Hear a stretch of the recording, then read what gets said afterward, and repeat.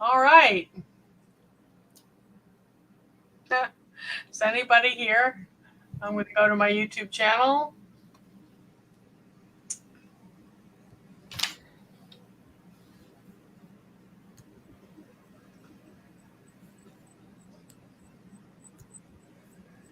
Here it is. Let me see. Let me go to your YouTube channel.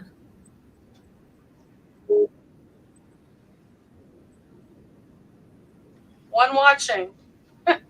Who's All right. here? Who's here? Hello. Hi, everybody. Okay. Uh, So it takes a couple of minutes for the alerts to go out, okay. but I wish you would tell us who's here, because whoever's here is probably not at their keyboard or at their phone yet. So someone's registered with us. There's 3 people now. I think one Three of them is... watching. Y'all say hello as you come in, otherwise we can't see you. Hey, Hello, everybody. okay, now we're live. Just got the Mhm. broadcast notification.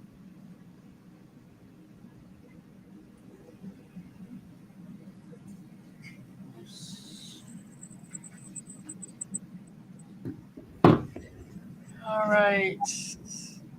Oh, let me 5 share. people, but everyone's being shy. So welcome everyone to Thankful Thursday Live with my friend Adhanette. Call her Addie. And how do we say your last name? Zerabrook? Zero, yep. Yeah. Addie, we've been friends, what, about 4 years now? 4 years. Met you about 4 years ago? Yeah. 4 Yeah. years. Exactly 4 years. Yeah. Addie's husband, Muley, came to buy, what was it, elderberry bushes. Uh-huh. And was blown away by the property. What did he say to you when he got home, Addie? He said, you would love this lady. You would love this. Because at that time we were new. Remember, we were new to Georgia. So we didn't know a lot of people, but we were gardening and we didn't know a lot of gardeners. So he said, oh my God, you would love them. You love their garden. I said, oh, okay. So when he told me, I came the next day. I believe I came the next day while the girls were at school. And like he said, I really loved it. And we've been friends since then. Welcome back to nature. So she came, and then you showed up about 4 or 5 days later with your children. Uh-huh. Yep. And I think one of them saw a snake. Cleveland. One of them saw a snake, and I picked it up. And what did you do, Addie? I freaked out and I smiled, freaked out, and when I said, "You can show them." But her children held the snake, and it was a little brown, what they call a Deckley snake. I call it a rough brown earth snake. Yeah, they were happy. And since then, in Addie's garden this last summer, she had a king snake move in. That was a rather large king snake, and I'm so proud of her. Instead of totally freaking out, she called and said, "Look what I have." And I told her, "Well, it's there, eating poisonous snakes and eating rats and things." And she kind of embraced it and said hello to it whenever it showed up, which is I'm so proud of her. And what did you tell me? You told me actually to name her, right? Yeah, name her. Did you? Name it. Of course I did. I was still scared, but I said, "Okay, I'm gonna name her." So I've been doing that. I was very scared because we talked about why I was scared, right? Really bad experience, but Yeah, it's her anytime mother. I have some kind of problems, whether it's about garden or snake or whatever, I call Charlie. Lisa and Charlie. So, And we got her husband keeping bees. mm-hmm, So, and then one day she calls me, and her husband wasn't home. He's a truck driver, and the bees were swarming. And Addie is scared of bees, and she says, "What do I do?" And I I walked her through catching them. Uh-huh. This woman actually caught them from underneath their trampoline. Mm-hmm. Mm-hmm. She got stung what 2 or 3 times, Yeah. Yep. but she actually did it. So I'm so proud of Addie. But let Mm-hmm. me tell you a little bit about Addie, and she comes from and I never say the name of her country correctly, Eritrea, Eritrea. Yes. East Africa. and she's got most of her family over here now, and they're wonderful people. And she has a master's or PhD in psychology, Masters at this time. master's Masters. as a counselor, which is very similar to the master's program I went through Mm-hmm. for counseling years and years ago, but I never used it. Um, and she specializes in children who are on the autism spectrum. Mm-hmm. But this broadcast is for all of us who are facing depression, holiday stress, and she's going to talk to us a little bit about what happens this time of year. And I'm going to hand it over to Addie, and I'll watch the comments. Addie, if you want to talk a little bit about yourself and start addressing the topic if you want. And Okay. y'all ask questions, don't just lurk. Yes. Please ask questions. I like people asking questions, so that way we can have a discussion on mental health. Sorry, I'm sharing it on Facebook. Okay. Autism. All right. Let's see. Kind of taken. So yeah, I was sharing it on Facebook. That way people can join us. Yeah, I just did it too. So everybody share. Yes. Please Yeah. hit the thumbs up. Yes. Hello, everybody. I can't really see how many people I can see. Is it 351 Cleveland and Back to Nature? Hello, everybody. How's everybody doing? My name is Adhanet. I also go by Addie. I'm a licensed professional counselor in Georgia, and I have a private practice where I see serve people with individual and family therapy. Mostly, I help people, families in the with kids with on the spectrum, and also just individual mental health, individual and family therapy. So uh, I am based. My sessions are usually held virtually. So I am licensed in Georgia and Missouri, and I also do coaching where I coach parents with kids on the spectrum. I coach them how to help their children, kind of help parents to help their children. I do have a child on the autism spectrum. That's kind of how I got into the autism world. Even though I was working on the autism world before that, what got me to specialize on this is actually having a child on the autism spectrum. So that's how I kind of got into this world. Um, yeah, this is kind of the background, master's degree in community counseling, um, and specialize on trauma and the autism spectrum as well. If you guys have any questions, please, I'm always open, and I Yeah, like having this. and type anything in. One of the things that we were talking about before we went live was suicide. Mm-hmm. And a well known person just took their own life. Would you talk to us a little bit about that, Adi? Mm-hmm. So I think yesterday most of us saw the news on Facebook and social media, Twitch. I think he's known more as a DJ for Ellen DeGeneres, and he has a social media presence. He's an influencer, and you see him always happy, and he just has so much light and love to give. And I think they were sharing, I think within 24 hours before he died, he shared he loves to dance with his wife. I think that's how they even met, and people were really shocked because he seemed really happy, you know, just he has so much light. So people are, all of us, I think it's hard to believe, but it's always really important to remember that most of the times we can't really see depression, right? You can't see mental health. It's an invisible, um, disease or illness. So it's really important. This just reminds us that Just because I'm smiling here, you're smiling, it doesn't mean we're not struggling, right? Most of the time, actually, in history, or if we see like, even it remind me of um, uh, God, who am I thinking? Robert Williams, right? Robin Williams. Robin Williams, yeah, You that know, was so much love, so much, light. The same thing, he was struggling with depression, and he took his life as well. So this is just a reminder for all of us to check on those that are, with us, and also on ourselves, that it can happen to any of us, right? And I always talk about, we need to be open and not have that shame, because there's always stigma when it comes to mental health. You know, and especially like I talk a lot in my community, because we have a lot of that stigma to talk about mental health, autism. So it's really important that we open up and talk. We talk about diabetes, we talk about whatever it is, arthritis or this, and we only have one body, right? You can't be dividing the body and say, oh, it's okay to talk about this condition but not this condition.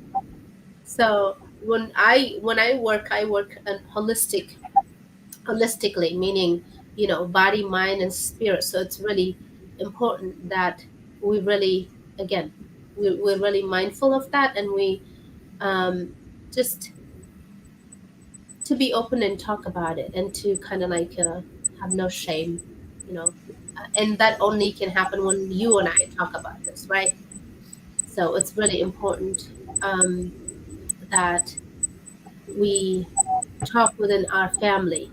And even if our friends look like they're very strong and stuff, it's really important to check, on each other. So it's very important. If you guys have any questions, please, um, ask us. And if you have any question, so. Tell us a little bit what happens when people uh, are depressed. What signs should we look for?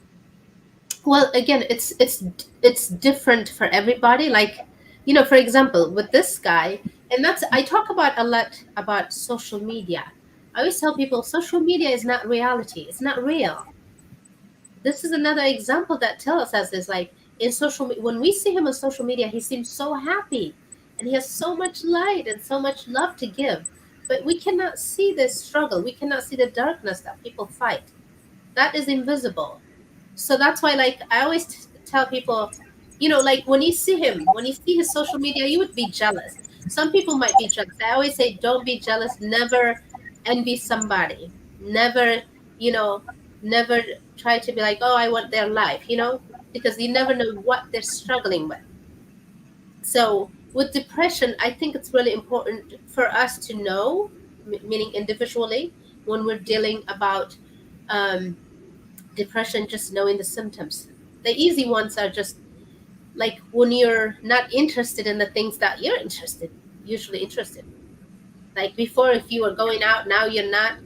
Before you were talking to people, but now you're not. You're isolating most of the time, isolating. Before, for some people, like, eating too much, having too much, appetite. For some people, they don't eat.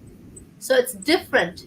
It's very important to know the baseline for the person, like where you start. And then that's why we should never compare ourselves to others, because I don't know what your baseline is, and I don't know what my baseline, you know what I mean? Both of our baseline is going to be, different. So it's very important. um, True that, it's very true. You can have depression and still go out. Thank you for saying that. That's what I'm saying. It's different for everybody. So you got to know that. The same thing, like, so thank you for pointing that out, because again, he was struggling with, stuff, but he can still smile and go out, and because you're trying. Nobody nobody really wants to end their life, right? People think like, oh, they just want to die. Nobody really wants to die. Nobody really wants to end their life. They just want to end the pain. It's the pain that they're ending, not their life. So you're right. People can go out and do makeup, especially with makeup now. You'll think like, oh, this person looks great. And we even like looking pictures on Facebook. We're like, wow, they seem so happy. They have perfect life. Nobody has a perfect life. So it's really important to always focus on us and work on ourselves. So with depression, like I said, appetite, for some people, they sleep so much. For some people, they can't sleep. So you have to know who you are and assess yourself. And then also within the family, first yourself, but also within the family, it's really important to have a support system. And know, like, we check on each other, I would say, you and I. I think you're open to talk to me. I think maybe if you're open to talk about what happened last time, some people might say, like, for example, even I think people are scared to post anything on social media because if you say something, they just report. There's no, hey, are you okay? I'm thinking about you. Can you talk to me? Sometimes I feel like we're scared to do that. We're just like, oh, and sometimes it might just be because we don't know how to address it, or we don't know, we don't have the skill, or we're afraid we might make it worse. That you can't make it worse. If somebody's saying like they're depressed, they're this, it just, when you call them or when you say, hey, are you okay? It just it makes them feel seen and heard. You can't make it worse. Asking somebody does not make it worse. So it's really important we know all this stuff. So thank you, somebody who's sharing the 988. That's very important. Like you have 911 now, we have the 988. Whenever you're feeling suicidal, you need help, you can call that, and they will connect you to, you know, I'm somebody's.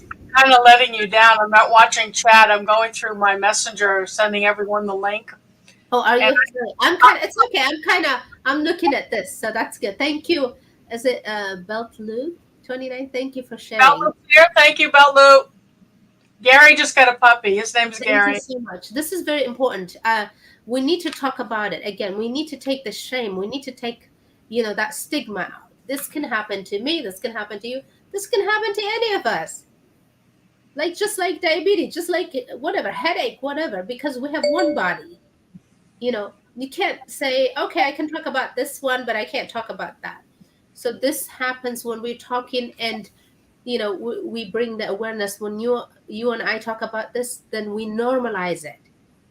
We normalize talking about it, and it's really important, because just the shame, people don't realize that just having the shame is another, like, burden, because you use your energy trying to hide stuff instead of using to release it, talking to somebody else. So it's really important for all of us to do that. So and I'm an advocate talking in my community, as you know, whether it's about autism or mental health. It's just very important um, to talk about this. Just And most of the times people feel alone, like when you're in that, and it takes a moment, right? It takes a moment. It's not like people think sometimes, like, oh, they must have been depressed the whole time. No, it takes a moment. So it's very important to have that support system. And whenever I'm working with somebody, whether they have suicide or anxiety or all, whatever it is, whatever condition they're dealing with, we always have safety plans, right? Especially if they have suicidal thoughts, we talk about it and say openly, we talk about it. What does it feel like? What does it seem? What does that mean to you? Do you have any plans? Have you ever had any kind of attempts? Okay, then when we get out of that stigma and open that, and we talk about, okay, if that happens again next time, what can we do? We come with kind of plan, because you can't come with a plan when you're in that crisis, right? You can't come with a plan. Whether it's me, it doesn't matter if you're professional or whatever it is. When you're in that crisis, when you feel like I'm just going to end the pain, no, you can't. You can't come up with a plan. So you have to have a plan before that.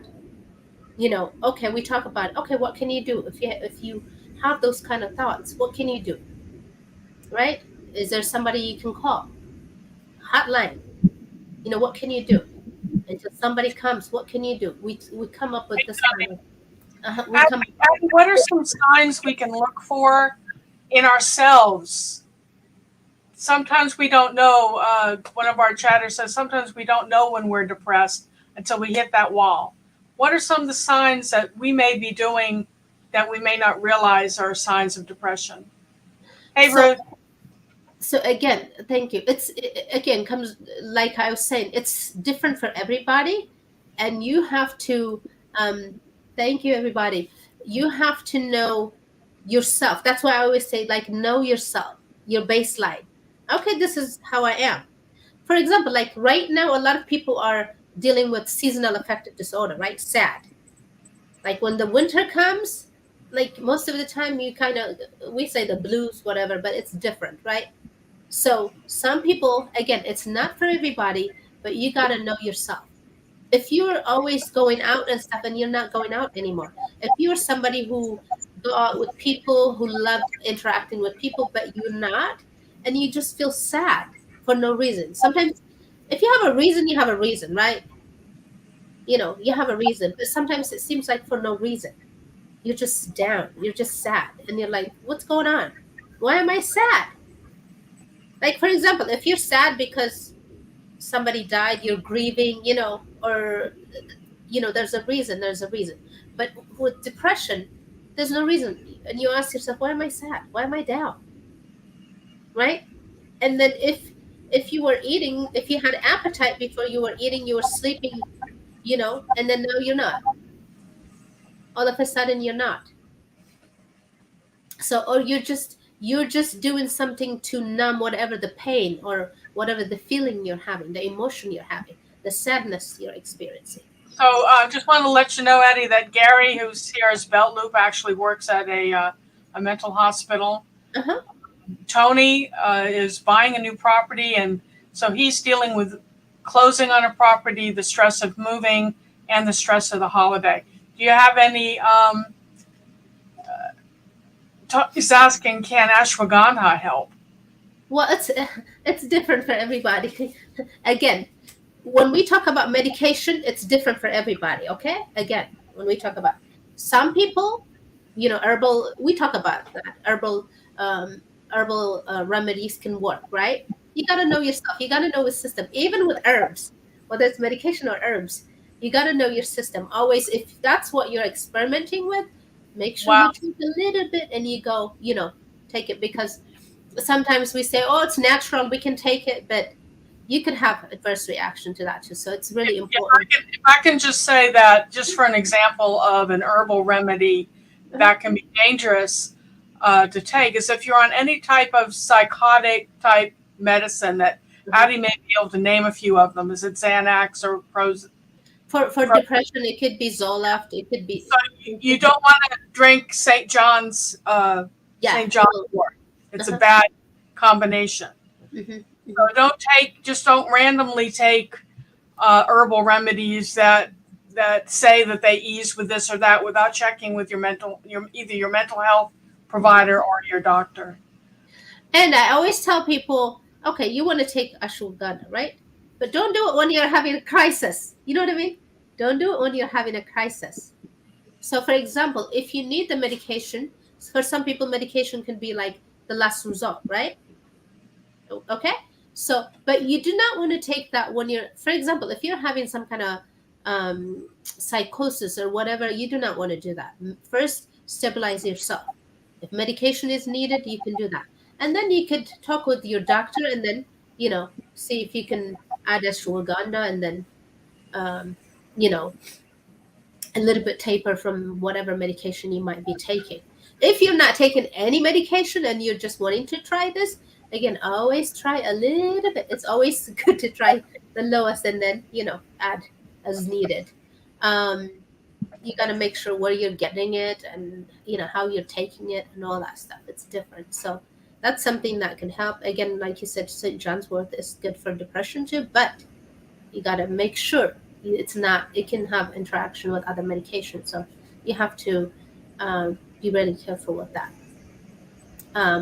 But I think, other things, not medication at this time, it's really hard, but exercise always helps. Moving, we don't mean like, you don't have to do what other people do, like moving.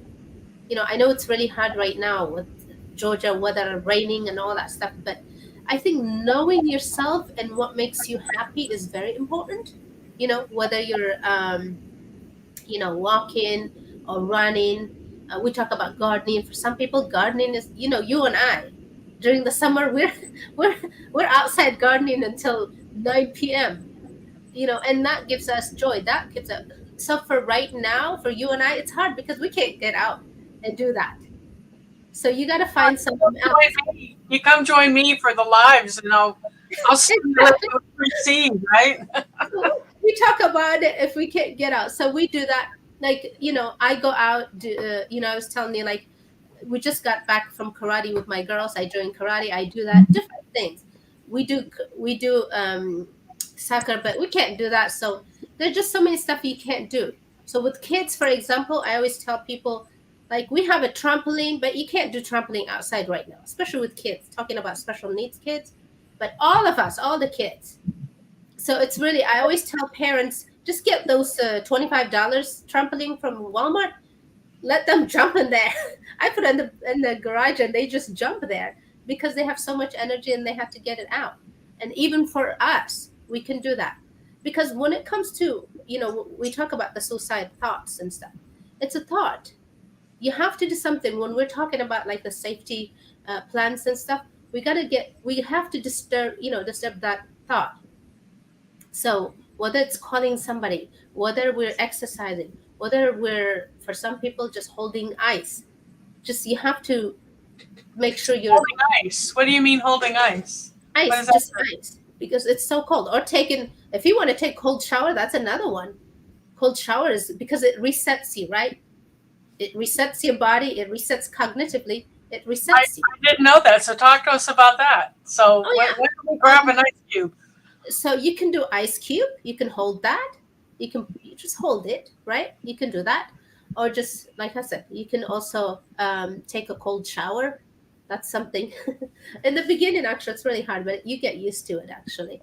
But so that's something for some people that helps. It doesn't mean that you have to do what I do because that might not work for you, right? You have to, when it comes to this kind of stuff, coping skills, healthy coping skills, you have to find something that works for you, and then you put it in your coping skills tools. So when you need them, or our garden tools, right? We use them when we need them, right? So it's the same thing for this. You got to find out like what works for you. So if holding eyes, that resets your mind, that resets cognitively and just our body, and then when you're uh, again exercising at the same time, when you take a cold shower, you're breathing a lot, your mind is going to concentrate on that coldness, so naturally you're going to reset. It resets you. So Yes. Dark Lord Manette, I'm sorry if I say your nickname wrong, but um, he says he's got 34 people in his house plus health issues. What would your advice be to him? 34 people in his house. Are we talking about apartment place or a house? It's a house, he says. Okay, a big family. Okay. So That's a lot of stress. that is going to be a lot of, it's a good, you know what I mean, it's a good thing at the same time. Let's just say it's a good thing, but a lot of good blessing, but at the same time it could be annoying, it could be stressing, right? So I can imagine it will be, I don't think you will have a lot of privacy, right? And here's the thing, it's not even about having a lot of people. Sometimes you could have one person, and if you're open to talk about it, right, you have to talk about it. You have to talk about the need for privacy. You have to talk about the need for boundaries, right? There's just so many, whether there's cultural things, right? Big family. He says, what's privacy? Exactly, right? Exactly. So you probably are looking like, I would like, I would like to be, by myself. Isolation is peace for me. Yeah. So it's different for everybody, right? So again, just talking about it and making it normal that, He's the only boy with 9 sisters. wow. So you have a lot of feminine energies there. He has a lot of feminine energy there. Okay. Which is a good thing. At the same time, okay, yeah. So let me But see. Tony says he uses red pepper and exercise, and that Mm, helps his mood. uh-huh. But he does have sad. Uh, Mm. So and another thing is Tony. and cayenne drinking at night helps him sleep. Okay, okay. So, but he says lack of sun depresses him. Can you Yeah. talk about light therapy? There's light therapy. If you, I don't know if Tony is African American, but I know for us African Americans, African, blacks, for all of us anyway, but especially for the melanated people, we are children of the sun, literally. So we need that. So we do have to take extra vitamin D. During the winter, we do have to take a lot of. We're not talking about 3,000, right? We're talking about like sometimes 25,000, 50,000. I know my husband and I, we always have to take like 25,000, sometimes 50,000, because we have we don't have enough of it, and that does affect you, mentally. We tend to be sad, and it does affect us mentally. So it's really important. Lack of the sun, like you said. So we need, definitely got to make sure you're taking your vitamin D. Fish oil definitely helps. So cayenne pepper, yeah, that will wake you up, and it will, again, with cayenne pepper, because it will reset you, right? It will reset you. So it's very important. I don't know. Hopefully it doesn't give you heartburn. So, because the funny part is I do that. That's why. Uh, Cayenne will lower blood pressure too, so you've got to be a little bit careful if you've got low blood pressure to begin with. Yeah. So again, like cayenne, if it's not, when you're cooking it with oil and stuff, it tends to give you heartburn. But by itself, usually, actually, it's okay. So ginger is a great thing, right? Ginger is a great. Ginger is always great for everything, so that's always good. With the if you have some kind of chamomile tea, you know, Lavender tea. exactly, lavender tea. Um, what else? I'm trying Those to are think. I have my great. tea. I have my evening tea. Um, so lemon balm. Lemon balm always helps you with the relax and stuff. Oh, another thing is with uh, calm. Read on it first. Read on it, and again, don't use it just because somebody said, "Hey, use this." I'm a really. I always say don't use something because Alhanet said so or anybody said so. Read on it and see how it works for you. You can buy those test little ones and see if it works for you. It helps people go to sleep. It just anti-stress. It really helps. So I was able to help Addie. She helps me. She sees when I'm sad and she gives me pep talks. But she had a little bit of lingering cough, and I yeah, brought her some herbs to help her spit up.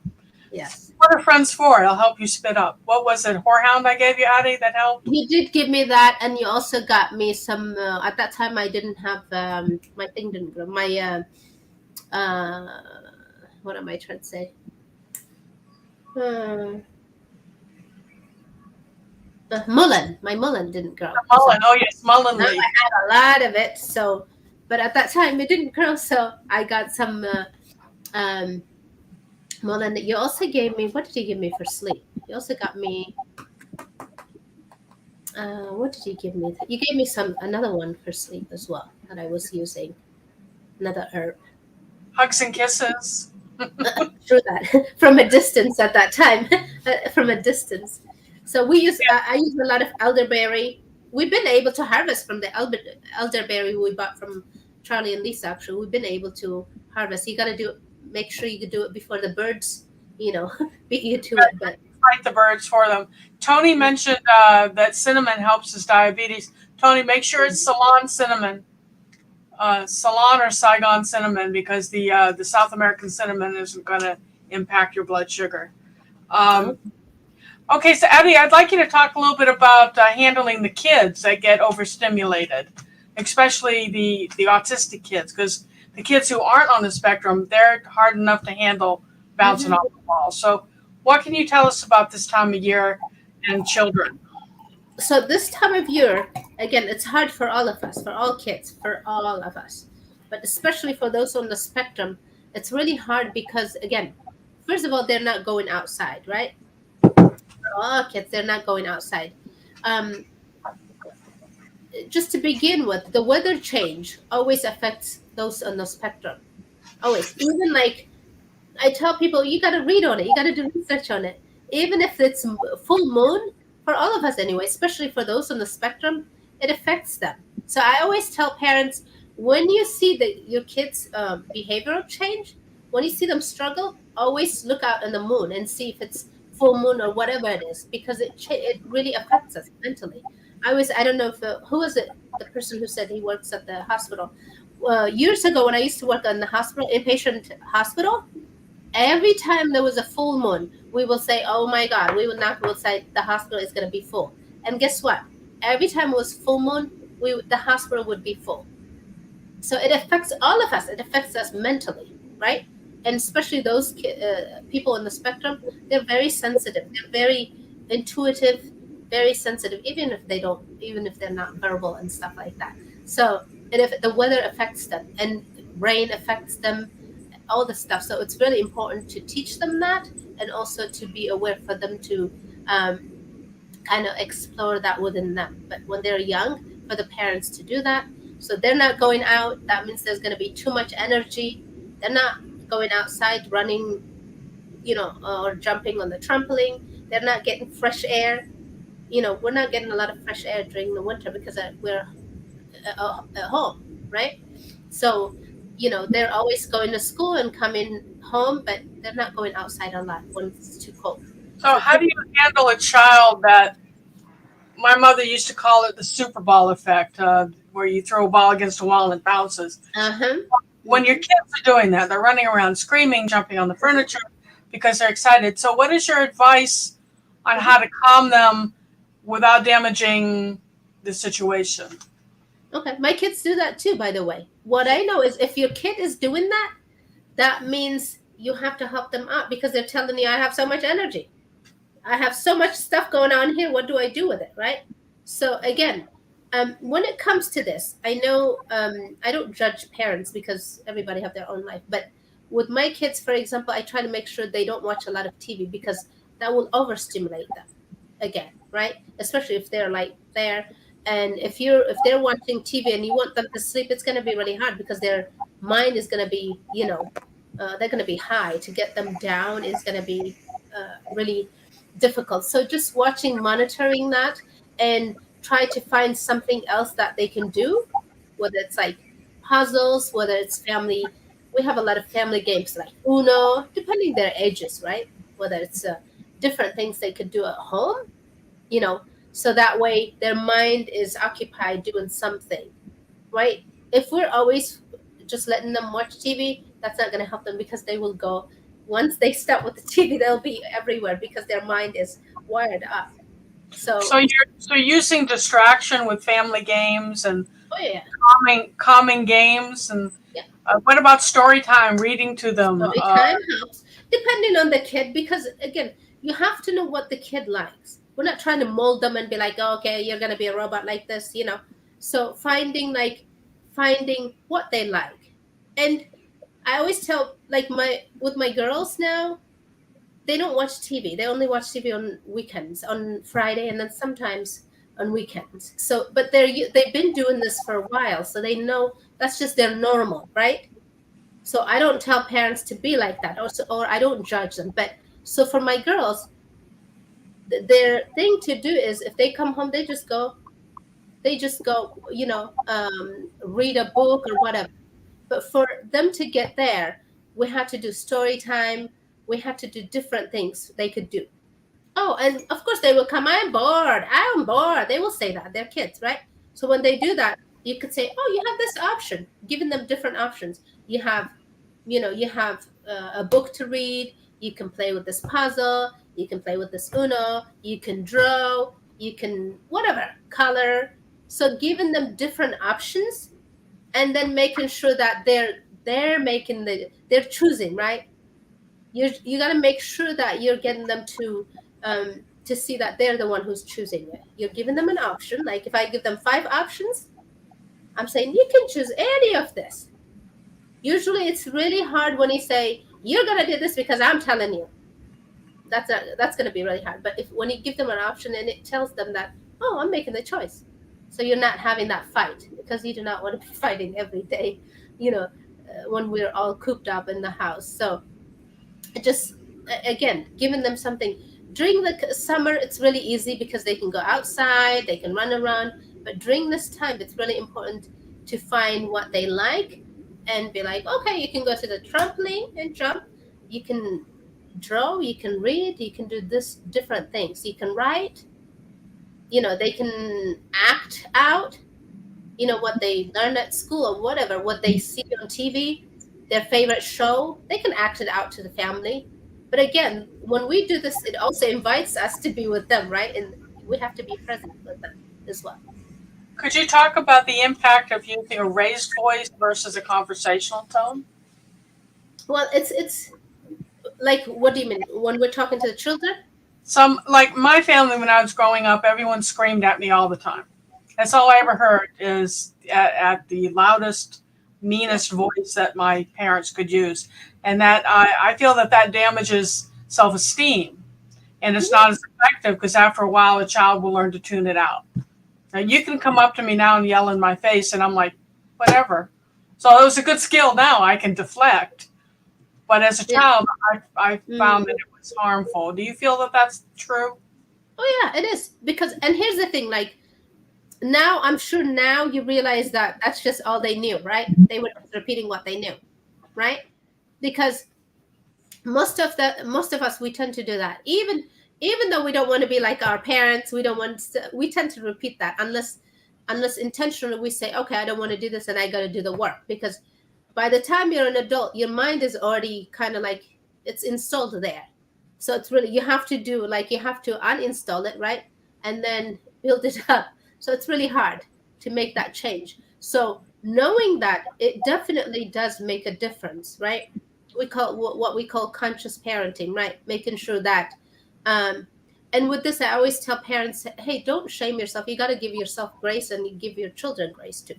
When you give yourself grace, it's more likely, it's easier to give other people grace as well, right? So most of the times when you say, like, growing up like that, even for me, coming from a different culture, that is how we grow up. So now when I'm raising my children, I have to parent myself while I'm parenting them, right? Because I didn't know that growing up. So now I have to tell myself, okay, and Hannah, you didn't know this, but we're gonna do this, right? Kind of like, I have to say, it's a choice that I'm making. So I have to come myself first before I can come the children. So having that, realizing that, okay, this is how we can help our children. So you have to parent yourself first in order to parent your children. And then if you cannot come yourself, how can you come the children as well? And children are really good at kind of like mirroring what they feel, right? They're very good at sensing what you're, kind of like the energy that you're giving, so they can feel that, especially those on the spectrum. They're very good. They might be, some of them might be nonverbal and stuff, but they can feel a lot of stuff. So it's really important, again, to parent yourself, right? Before we're parenting them, and not having a shame or anything. You don't need to be shameful of, okay, this is what I grew up, this is what I know, but I want to change. And change is really hard, right? Change is really hard. So you got to give yourself grace, and then also telling the children, okay, Lots of lavender tea. yeah, to calm you down, definitely. Lavender tea, chamomile tea, lemon balm. It will, definitely, this will help. Make you happy, yes. A lot of, things like this. Any kind of Yeah, there you magnesium. go. It will help you calm down. So talking to yourself, right? As a parent, I got to do that myself. Okay, calm down. All right, we'll get this. Everyone, don't forget to hit the thumbs up for me. Don't forget to subscribe Yes, please subscribe and let us know. and, Thank you. and share this. Even though we don't have very many people here, I think people in your circle may be interested in hearing what Addie has to say. Addie, what about diet? Aren't there certain things that you should avoid giving any child, but especially those on the spectrum? Do they react to like high sugar foods or something that they may be getting into more this time of year? Uh-huh. So again, those on the spectrum, they're all different, right? That's why we call it spectrum, right? Everybody's. I always tell people, don't compare your child with my child. They might be on the spectrum, but they're different. They might have similarities, but they're different.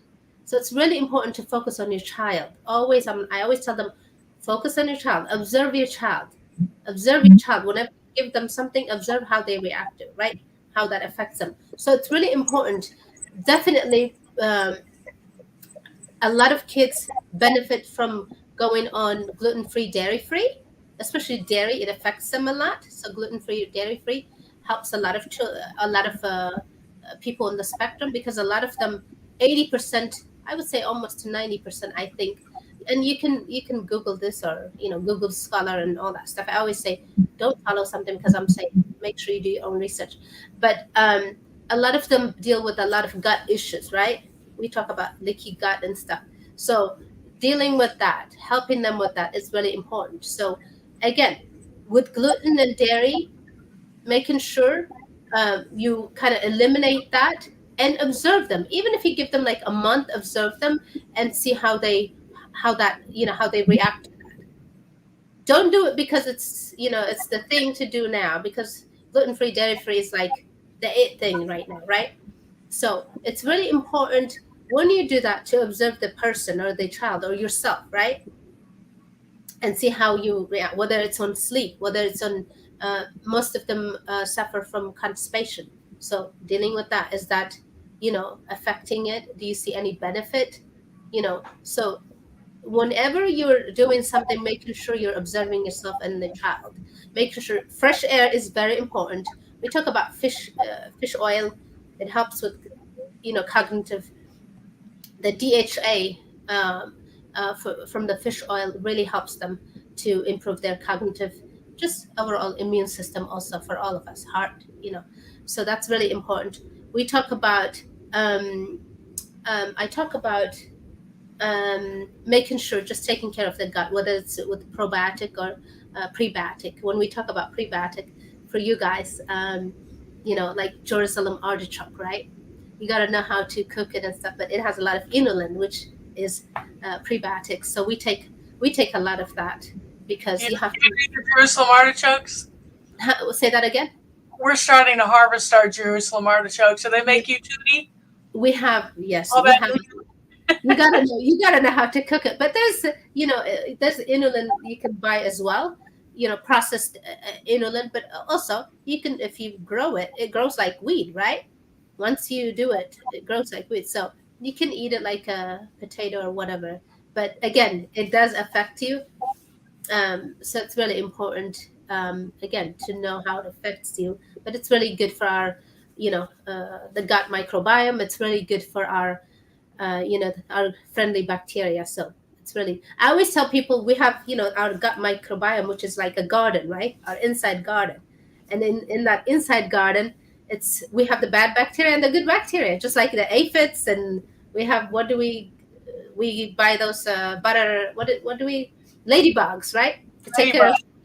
So we have that going on. So in order to keep it balanced, our ecosystem, so we always have to do that. So the same thing, we use inulin to make sure that our ladybug are fed, or the good bacteria, so Okay, it can take care of the bad for the bacteria. diabetics in here, inulin is something that we can have in a starch form that doesn't spike our blood sugar. So Mhm. the uh, eh, the Jerusalem artichokes, the anything that's high in inulin. What else is high in inulin, Adnet?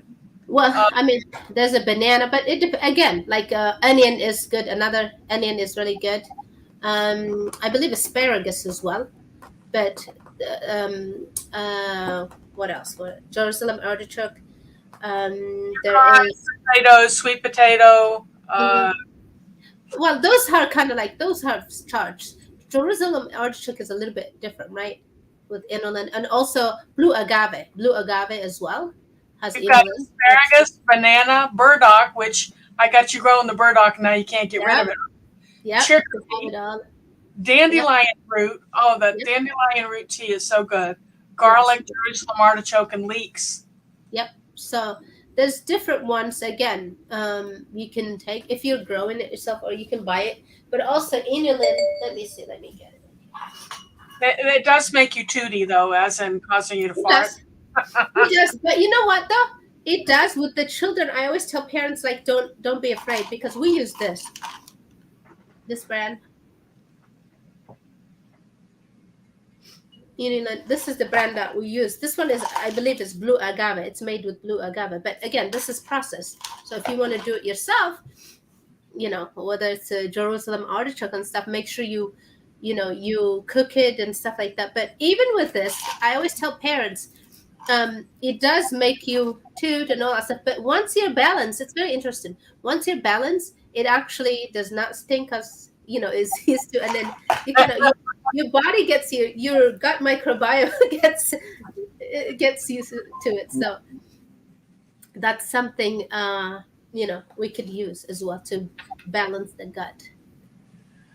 I am trying to find my video to share with everyone on Jerusalem artichokes. I keep talking, Addie. I'm scrolling. You're fine. Yeah. So if you guys have any questions, I'm gonna look if you have any questions here. Let me see. What makes you think you can't eat it during? Oh, is that you? That was you. I can't. I have tons of fruit in. Oh, how come you can't eat it, Tony? Yeah, I want to find out that, Tony, because Is it because sugar and stuff? Is that why? Oh, okay. He said if I eat fruit, my blood sugar spikes. Danger level. Okay. So we talk about honey as well, right? If you eat a lot of honey, so that's why it's really important to know yourself, right? So you know your body. Your body will speak. Our body will speak. So inulin does what exactly? Tony, so inulin, make sure you here. By the way, if you're diabetic, it's not going to spike your blood pressure because read on it. It's not probiotics. It's prebiotics. So what it does is it feeds our friendly bacteria, right? It feeds our friendly bacteria. So our probiotic, we have probiotics inside, so it feeds our friendly bacteria, and then the friendly bacteria then kind of it also helps to absorb magnesium and calcium. Uh-huh. It'll lower your blood sugar, Tony, especially if you have type 2 diabetes. I'm going It to. has a lot of help. All right, let me see. I'm just looking around to see.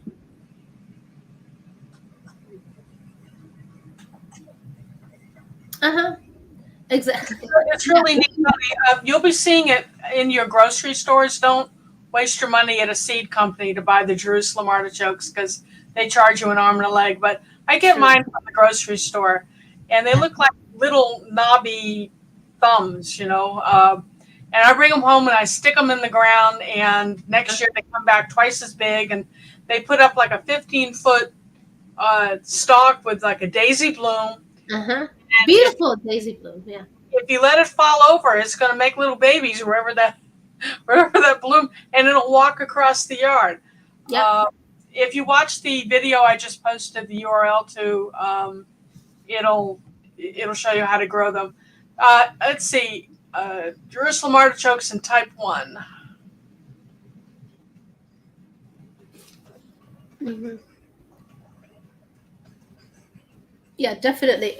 When they're selling this, it helps for constipation. It definitely helps for constipation. A lot of people who suffer from constipation. It's okay for you. It's very effective in treatment of hyperglycemia. Mm-hmm. Yeah. Because it's a fiber. You got to make sure you drink a lot of liquid with it, by the way, because it is fiber, it kind of expands. So you got to make sure you're drinking a lot of water, whatever you drink, because it helps you detox then, right? It helps you detox whatever you have in your colon or Detoxing, don't we? So yeah. So if people say, oh well, I gave it to my kid and it's they're constipated, that's because they need to drink a lot of, because it helps you detox. He takes Psyllium husk He's a brittle diabetic. So am I, but I'm a type 2. Yeah, that helps too with detox as well, right? That helps. It's fiber. It helps as well. My mind just pulled a blank on detoxing things. What else do we do to detox, Addie? We have a lot. We have senna we can use, but you have to be careful with that as well. Senna is another thing you could use. You could use what do I have in here? I use senna. I use I can't think of.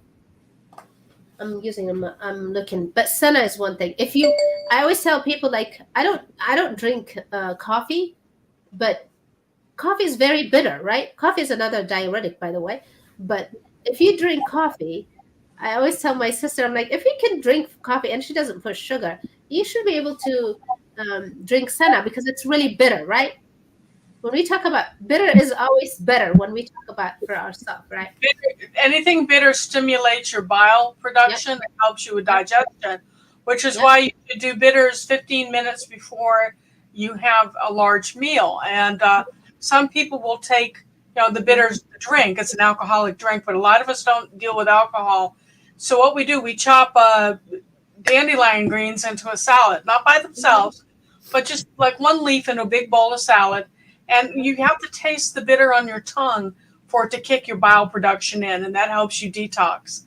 Some Yeah, people, after they have been out drinking all night and have that hangover the next day, will run out in the yard or whatever and pick a dandelion leaf, and chew on it, and that begins the process of detoxification. I'm here. Let Uh, me get. Okay. Oh yeah, so another one. the other herbs that you can use are ginseng, burdock, dandelion, echinacea, and green You can tea. also use Cascara sagrada is another one for detox. I use it a lot. That's very good for detox. Again, it is bitter. So, but I always say, like, if you can drink coffee, why can you not drink senna leaf is another And one. chicory. Oh yeah, chicory. I've gotten so I like chicory better than coffee, really. Yeah, yeah, chicory is another one. Sadly, So right? again, you gotta know what works for you. Fasting helps as well, right? Fasting helps, but again, fasting can be dangerous. So you have to know yourself, and you're drinking a lot, so that helps with detox and you He know says he drinks a lot of lemon water. lemon water is always good. Yes, lemon water is always good. You Lemon can and add cucumber. ginger. That's another one too. If you add ginger to it, that's another. You Ginger's a know, warming spice. It'll stimulate your digestion as well. yep. Ginger is always whenever you have constipation or some kind of nausea or whatever. It always helps you. Well, marshmallow will help you with your constipation. Sometimes a little too much. Um, what is it called? Astragalus, burdock root. Hmm. What else? Help me here. Oh, the wild violet we have in Georgia. If you eat the leaves, and right now out there, the leaves are in abundance. You can go pick the leaves and chop them into a salad, or put Hmm. them in stir fry or soup or whatever, and it will help you Hmm. detox. And Again, like we talk I, about the magnesium as well. That's another way you can detox as well. Magnesium will help you. If there's constipation, that means you're not detoxing. You're not regulating, right? So you're not going. So whatever will help you. depression to constipation. Well, it is part of that, right? That's Right all. now, It's all connected. Yeah. it is connected because the gut right now it's like I think like 4 years ago, 5 years ago, when I used to talk like this, people would be like, I tell them it's connected. Now our gut is the second brain, they say, right? The second brain. And Microbiome. Right. it's very important. It's connected. Right now, like they connect it to everything, like whether it's depression, anxiety, and everything. So make sure you're looking at your gut. Make sure But you you're also need to do prebiotics as well as probiotics, and the uh-huh, prebiotics feed the probiotics. uh-huh. And I think the probiotics, don't they turn over? In other words, they need to renew every 4 hours. Well, they say that. You know what? I used to do probiotics before, especially for my daughter, right? Then when I learned about prebiotics, now I'm kind of going like a lot for prebiotic because what prebiotic does is it feeds the ones that you have. It's kind of like multiplying the ones that you have. Your own probiotics that you have, the friendly bacteria, it's multiplying them. And if you have a lot of them, it will destroy the bad bacteria with whatever chemical they send out, it kind of kills the bad bacteria. So So basically the what's fascinating ecosystem. to me is if you look at the dandelion, Uh-huh. the roots hold the prebiotic, which kind of Hmm. makes sense because that's what feeds the leaves, right? And the Yes. leaves are the probiotic. Uh-huh. Uh-huh. And I love roasted dandelion root tea. It's a good coffee substitute. So you can start your day with that. And then Yeah. later on the day, drink a little bit of dandelion root tea, dandelion leaf That's tea. right. Yep, you can do that. And you're balancing your body when you do that. Definitely. definitely. Just don't drink the dandelion leaf right before bed because it is also a diuretic. You'll be surprised. And as you get older, you appreciate the diuretics, you know. True, true, true. Oh, so come on, everybody. I know you guys have questions. Don't be shy. Yeah, if you guys have any questions, And don't forget to hit the thumbs up for me and share the video. And now we wait. You know, everybody stares at the screen. Come on, someone say something. let's see. I'm looking at the questions. Yeah, we talk about. Well, let me ask you guys. Do you have a support system when it comes to mental health? Do you have a support system? Do you have somebody that you can talk to? Like I always tell people, like you can have so many friends, especially in social media now. We have so many friends, so many followers, but you can feel so lonely. It's actually easier now to feel lonely than before. You have so many friends on social media, that you follow, that follows you, but we don't talk like, that, you don't, you're not vulnerable with them. There's no connection, right? Even with those inside of us, sometimes with those family that are inside our homes, sometimes having social media can disconnect us because it's easier to get on your phone and say, oh, this likes and this stuff. So it's really important. Like I always say, like in your family, do you feel like you can talk to your partner? Do you talk to your children? Can your children talk to you when they're feeling down, when they're feeling depressed or whatever that may be? They might not be able to say, oh, I'm depressed, I'm this, but just to talk about that. It's very important, it's very important to have that kind of support system. And if you have friends, make sure you have that kind of friends. It's not how much friends you have, it's about, you know, uh, the quality of friends that you have. If you have, one friend, but that one friend checks on you and you check on them, that's all you need. you know you don't need hundreds of friends or this followers, and nobody knows how you're doing and stuff. So it's really important that we check on ourselves and we You can check on always them. count on Addie. She's on my Facebook page, and I was feeling a little bit of depression because my blood sugar was going crazy. What was it, 2 weeks ago, Addie? About So, I'm a writer. So, what did I do? I wrote a poem, hmm something by How Do I Stop This Train? And all these people started reporting me to Facebook. Call the crisis line. So, it was an effective poem. hmm But, hmm that doesn't work with me picking up the phone and talking with someone I don't know, right? hmm And hmm then my phone rings, and who is it but Addie? Okay, Lisa, what's up? yeah, And so it's very out important. of my funk. Yeah. Yeah, so it's very important, even if that person does not answer you, sometimes texting, hey, I see you, because that person is going to feel like, oh, she sees me.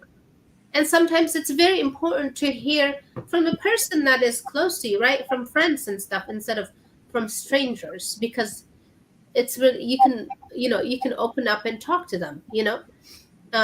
It's just really important in this day and age. Yeah, we have so many friends and stuff, but Deborah it's not makes a easy. good point, Addie. She says she agrees that we need someone to talk to, but she lives alone and she doesn't like to ask for help. A lot of us Mm-hmm, don't like to ask for help. mm-hmm, mm-hmm, So how do mm-hmm. we get past that? I mean, how do we reach out if we're so introverted and our self-esteem may be a little damaged? What is your advice to us? You know what I ask? I use the same thing for me, right? I'm a therapist. Everybody comes to me, but sometimes it's really hard. Even for me, I had to learn this. With my culture, it's not normal to go get help. Even for me, I had to learn this, right? So sometimes to help me, what I do is, what would I say to a friend, right? Sometimes even asking yourself, if a friend was going through this, what would I say to them, right? Or I even sometimes for me, I say, what would I say to my client? Because I know I will be gentle and very helpful to my client. So you have to give that same grace, that same compassion to yourself as well. So why is it that you can help me but you're not able to ask for help? Sometimes that's a trauma response.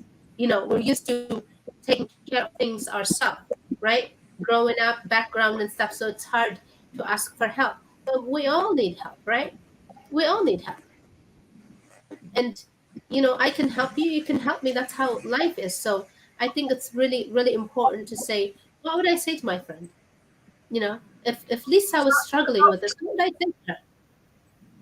Addie, do I you would say, only counsel children or do you counsel adults as well? no, I counsel adults. I So actually how don't do counsel. we make an appointment? How do we make an appointment with you if one of our people listening wants to make an There's appointment? different there's different ways you can make an appointment. If you have insurance, I can give you a website that you can make an appointment with me. I am actually on BetterHelp. I'm on BetterHelp. People come to me. I'm also on. I'm on. Let me see. Let me give you guys the website. You're on Fast Style with me. I'm on. Say that again. You're on speed dial on my phone, but that does not Yeah. apply to my Yeah. I'm on Sound. I'm in Sounder Mind.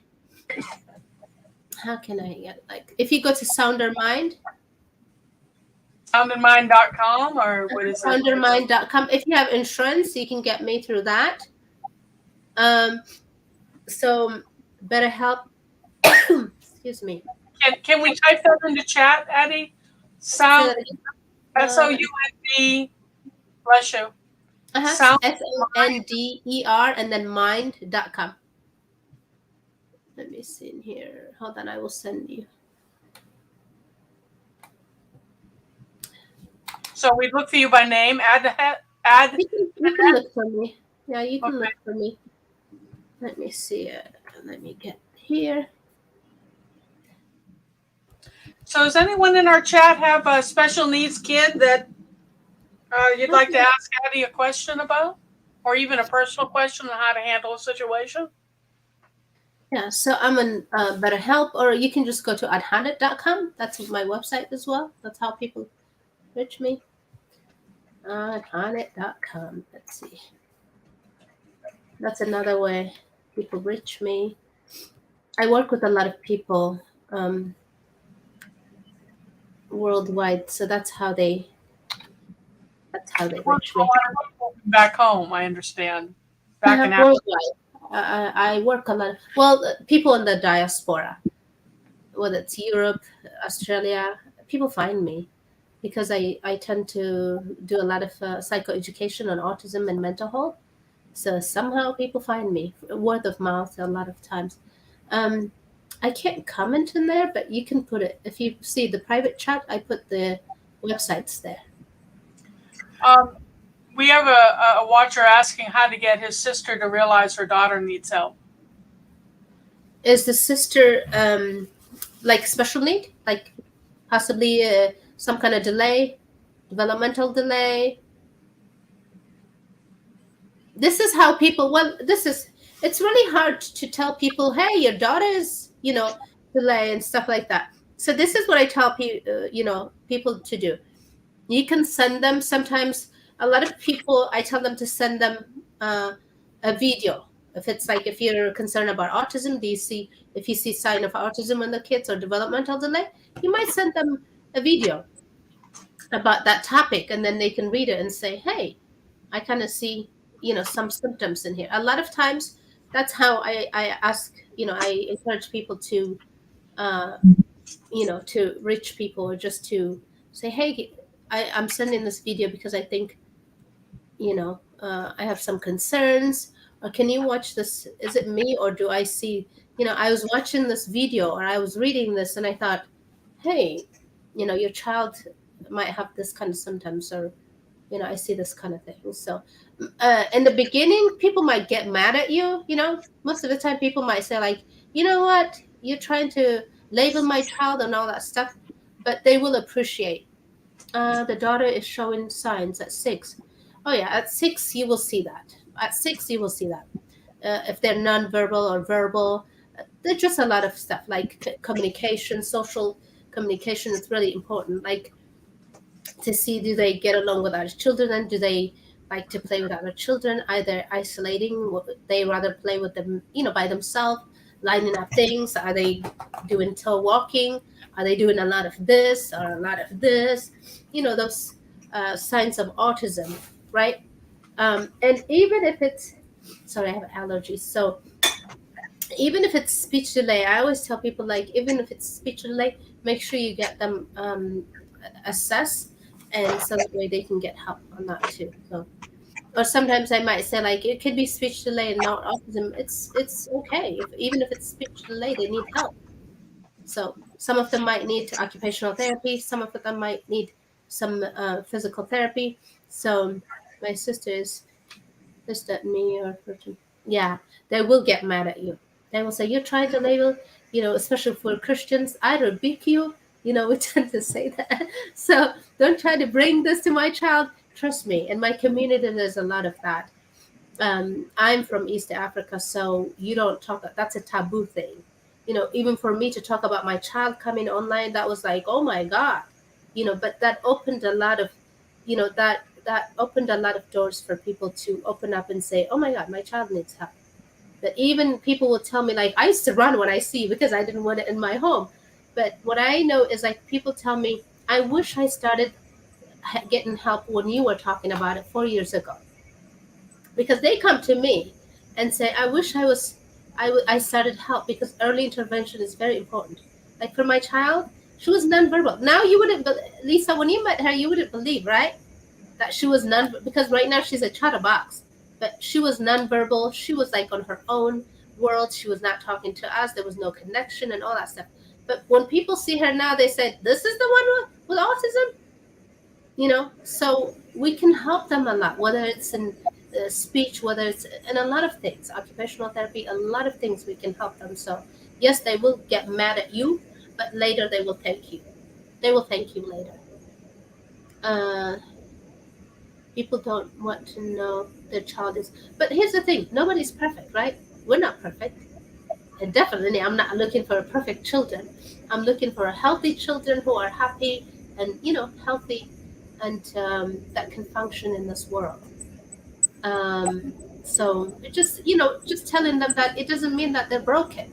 You know, we just need to help them, and at the end of the day, God created them, so we just need to help them, and if we can help them. Italian from Italy, close to the Vatican, so yeah, 100% get the whole religion Right? thing.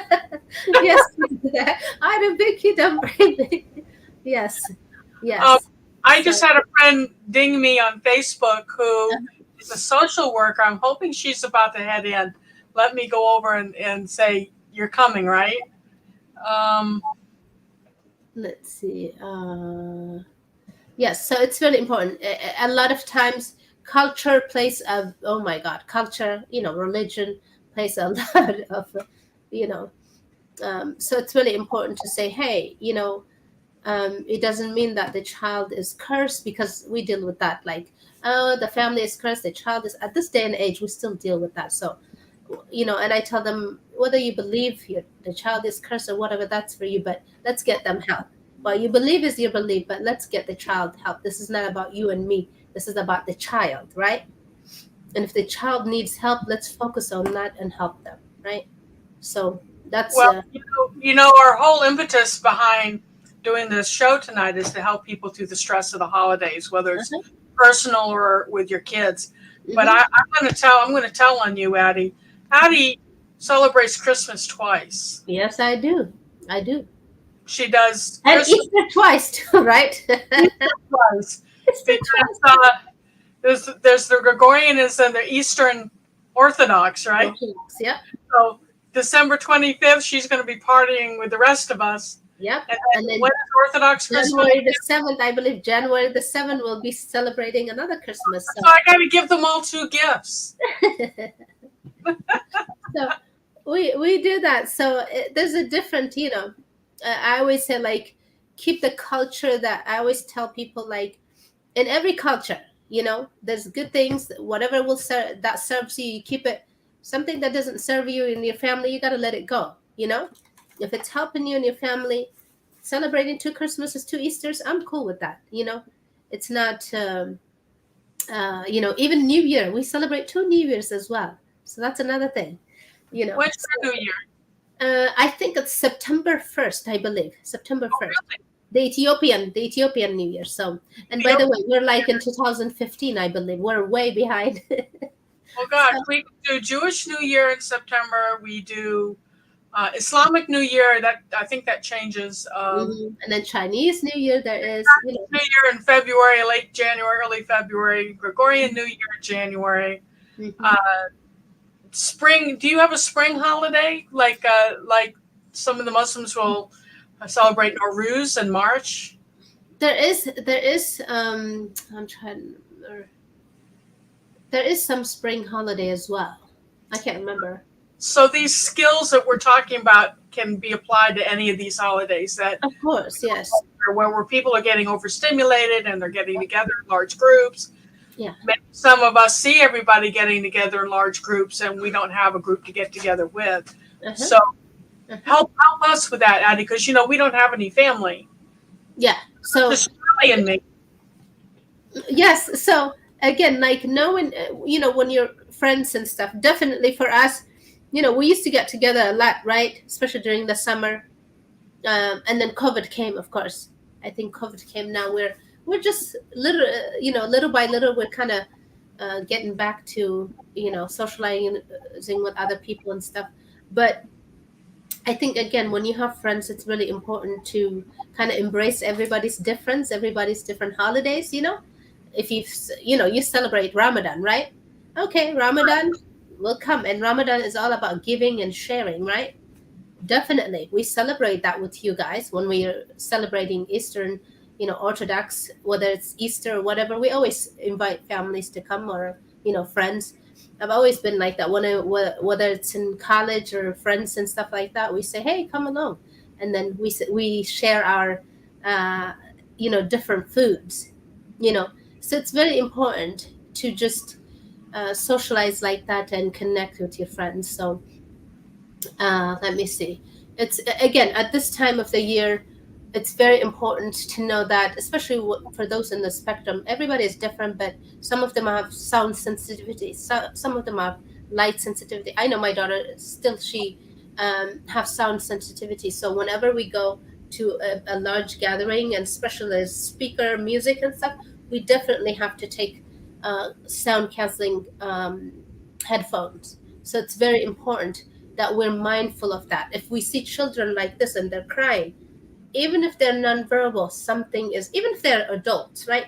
Something is not right. If they're, uh, just that they're overstimulated or understimulated, or it just there's too much, uh, you know, they have a lot of sensories. So whether it's sound, whether it's sometimes texture, having too much lights during this Christmas, it's great. We love lights, but for some people, especially like when it's on and off, blinking and stuff, that can even trigger some seizure in some of them. So it's very important to be mindful of people, just people in general, but especially those in the spectrum. So it's very, very important to know this kind of their sensory issues. So, and then if you're open with people, instead of like treating them, oh, you're weird or your stuff, it's just very important to know, okay, this person is, different, and this stuff affects him. So be mindful of that. And what do you have to say about those who pressure their kids to hug all the relatives? I And don't believe, I don't. Growing up, for me, growing up, we were, we were made to do that. Especially children.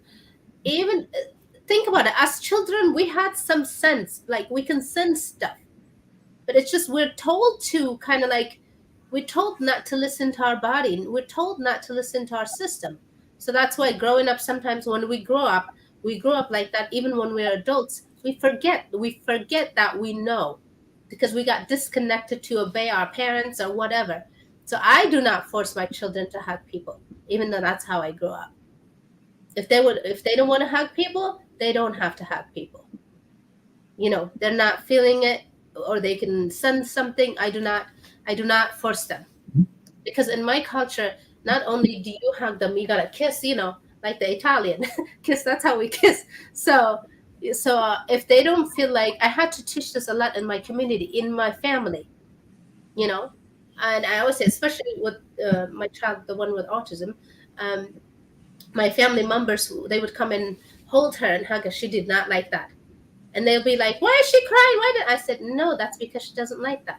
She doesn't like surprises. You have to ask her for permission. So I had to do a lot of teaching on this. There's some family members I had to say, okay, if you're not gonna listen to this, you gotta go because my child, she's a child, you're an adult. So you have to do a lot of advocating. We have to do a lot of cycle breaking, right? I talk about breaking some generational cycles, some family cycles, stuff that does not serve you at this time, that does not serve our family, our kids. We have to advocate. So I always say, if my child does not want to hug at this time, does not want to hug, so back off. And if it's an adult, if the person is an adult, I'm like, you're an adult, they're children, right? So I'm like, So what are our major takeaways here? First, let's do the adults first. say that again. What are the major takeaways from our talk tonight? Let's start with the adults. Let's do 2-3 points of how to stay chill for the grown-ups, and then we'll do the kids. During the holiday, okay. The first thing is get to know yourself, right? Get to know yourself, because sometimes, like, especially like you said, if we grew up being told like to do this, we don't even know ourselves. We've just been following our parents and then society, so we don't even know who we are. So it's really important to know who you are, and then your triggers, what sets you off, and all that stuff. When you do that, it's really important to tell those people around you, hey, this stuff, I get triggered by this, because sometimes we take it personally and the other people can take it personally. But it's really important to tell other people, this triggers me, so please, can we work on this? And it's making sure that you have a support system. It's not good to have so many friends if they're not going to be there for you. It's better to have one friend, two friends that can check on you and you can check on them, right? It's very important to do that. If you can think about it, like we're talking right now, I don't know how many people are there. If when I'm saying that, do you have one friend come to mind, two friends come to mind? I say, if I get into this situation, I know I can call this person, right? It's really important that we have that. And we have that right now when we're talking about it, not when we're in crisis. Because when you're in crisis, you don't think like that. You're in pain and you just want to end it or whatever. That's what we think. So it's really important when we're talking about it, it's a reminder and say, do I have friends? Who would I call in this situation? And making sure, again, to check ourselves, to make sure we're doing the things that we enjoy, and if we're not, to ask ourselves, okay, what's going on? And it's okay. It's okay not to be okay. It's okay to ask for help, right? And always, if it's difficult for you to ask help, just ask yourself, what would I say if Lisa was going through this? What would I say to her? And just do it. Leap and do it. Because for some of us, we are externally motivated. It's really hard to help ourselves, but we're willing to help others.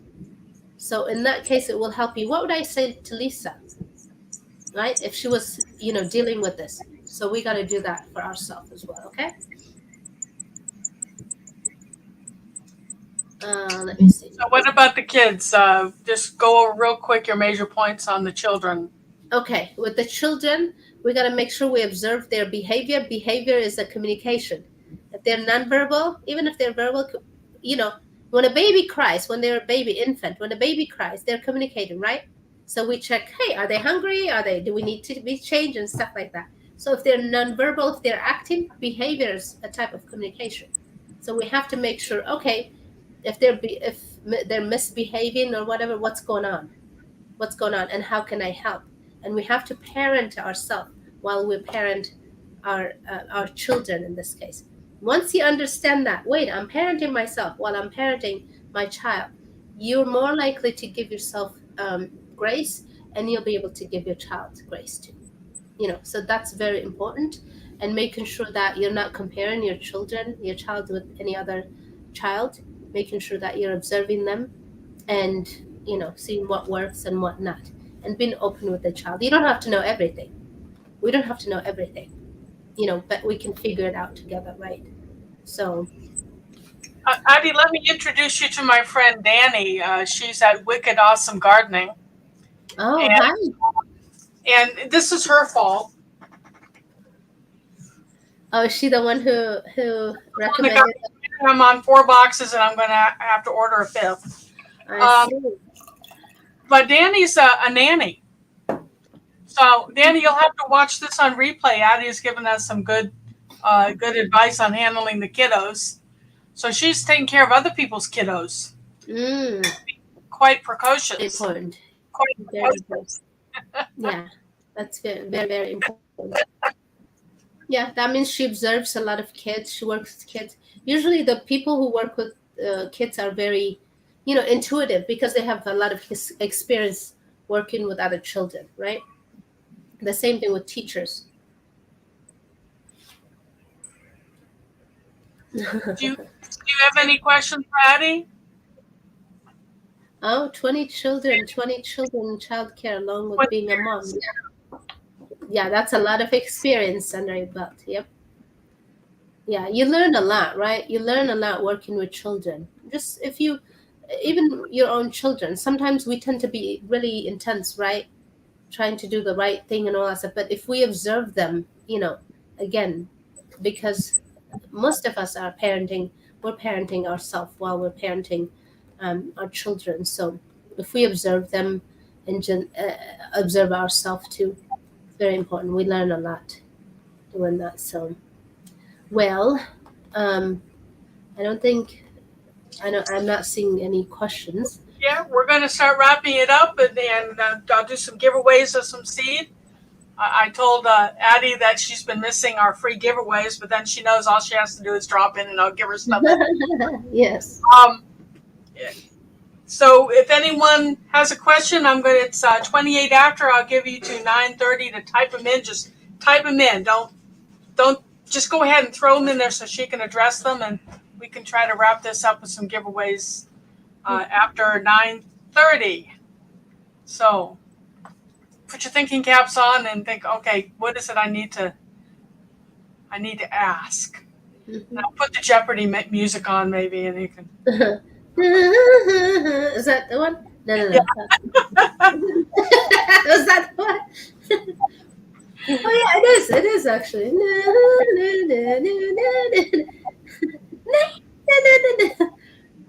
We used to watch Jeopardy. Of course, my mind is always on food. So while we're waiting to see if anyone types anything in the next 2 minutes, Addie, what is your Christmas recipe that you traditionally make every year? Well, there's different kind of. We do a lot of. We're kind of like eclectic. We do different things, but it's very interesting because in my family, there's certain things we do. Like a day before Christmas, every year one person picks. Like for example, we might do Chinese. We might do pizza Italian. We just do one person picks because we have ugly sweater party every year. So we tend to do that. Like we do sushi, pizza, and then during Christmas we usually do. We have a turkey. Sushi and pizza. Say that again. No, we do like so. One year we might do pizza. The next year we might do. Usually, me, I would be doing the sushi because I like sushi. I'm the only one who kind of likes sushi.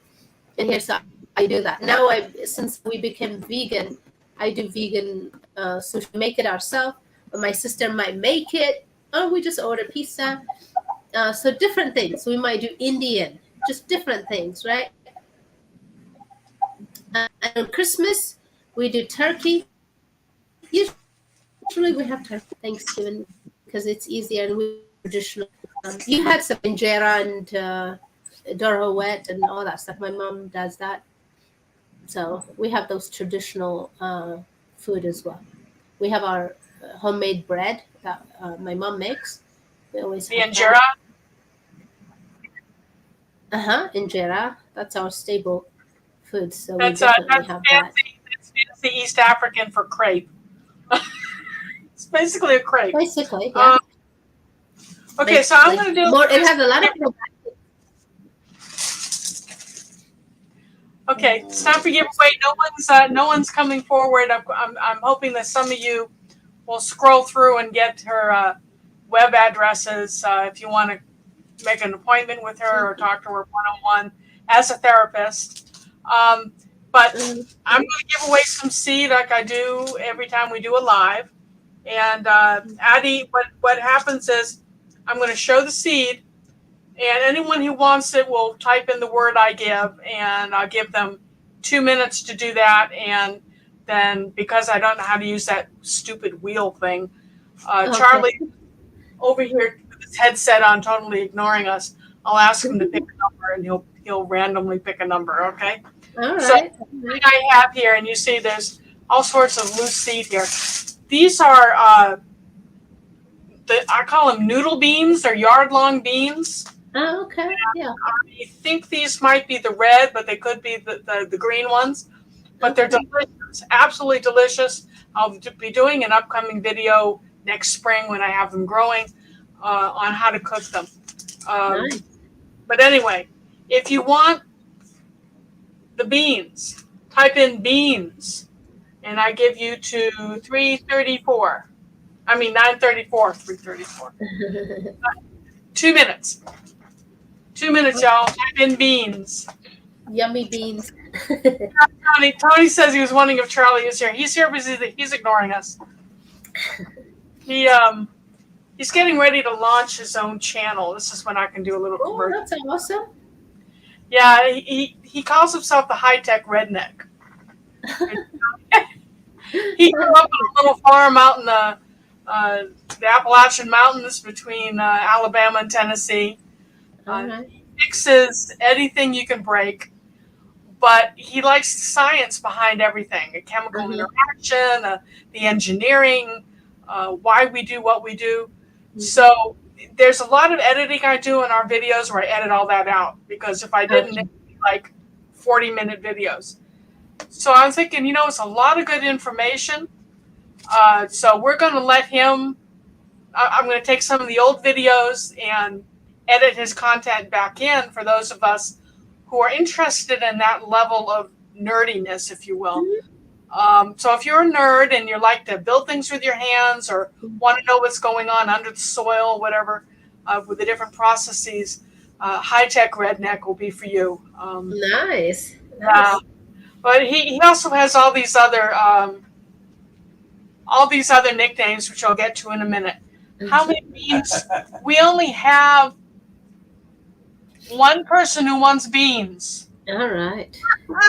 You got it, Dark Lord Manette. So you know the scoop. Send it to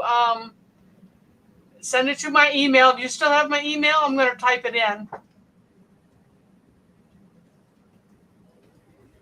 Tell me what you want and what your mailing address is, and I'll send you some beans. That's awesome. Okay, now we have cabbage. This is something that you'll want to start probably late winter where you are, about 6 to 8 weeks before your last frost. And I'm going to read the types of cabbage I have here for you real quick. And again, I'm going to repack it because I've got so much seed in each variety. I'm not going to give you everything, but enough to have a good little crop of it. I've got Ekusen head cabbage, Napa, which is getting hard to find, by the way. Uh-huh. Uh-huh. Savoy cabbage, MI collard greens, MI Gardner, a red cabbage, Cool. a flat Dutch, and now I'm going to be confusing everyone, Chinese, a long cabbage, red rock, more Savoy, and more Napa. So how's that for being cabbaged out? If you want cabbage, type in cabbage. It's 9:36, so let's do it to 9:38. You have until 9:38 to type in cabbage. Do you start them indoors or outdoors? I think Tony's asking, right? I start them in that little greenhouse we built. Mm-hmm. Do you want me to start some for you this year? You can. Tony is asking. That's why. Oh, Tony is cabbage, Deborah. Still got a couple of minutes. Okay, so I was about to tell you about Charlie's nicknames. Uh-huh. He's people he works with name him this Charliepedia because he's like Wikipedia. I like that. Charliepedia. The professor Uh-huh. with all the hardware he can fix, he's known as Mr. Fix It, That's a fix it. Okay. and Mr. Thinky.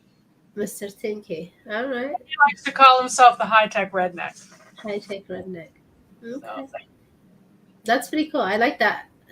I like the high-tech redneck. I also like the Charliepedia. I like that. Charliepedia. Isn't that about right, though? I like that. Yeah. Charlie, do you want to tell the story on what a redneck is? A redneck is No, you come over here where the people can hear you. Don't be so shy. He's going to tell you, does everyone know what a redneck is? It's not necessarily the bad thing. So here comes Charlie. Well, Charlie, tell us. Hi, Charlie. A redneck is a person who grew up in the country, so far back in the country that they didn't get into town very often to get a haircut. And so when they finally did get a haircut, all of a sudden their neck was exposed and it gets sunburned, turned red. So they became rednecks. The mark of a real country boy. From getting their haircut once every 6 or 7 months. That's it. Interesting. Is that how it started? Like, is that?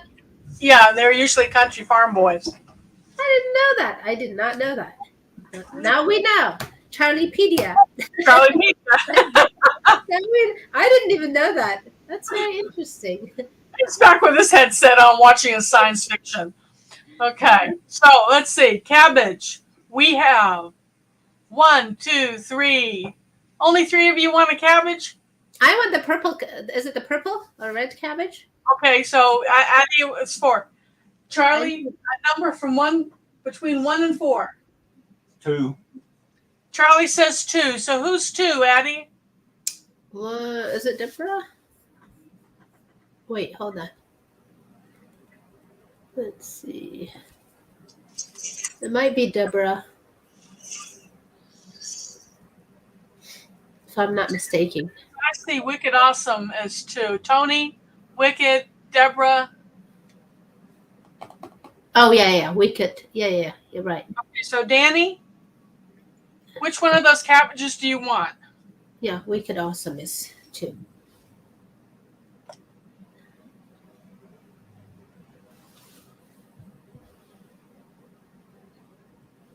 Danny, I know your address, so just tell me what kind of cabbage you want out of that selection.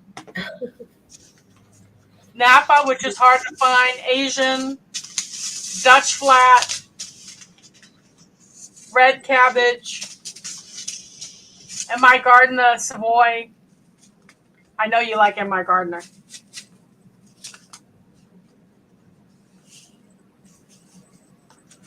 Okay, more Jeopardy music, please, Addie. Who